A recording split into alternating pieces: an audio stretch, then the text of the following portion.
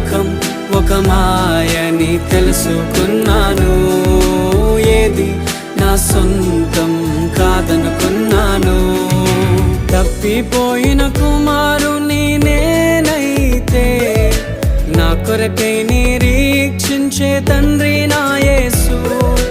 తప్పిపోయిన కుమారుని నేనైతే నా కొరకై నిరీక్షించే తండ్రి నా యేసు.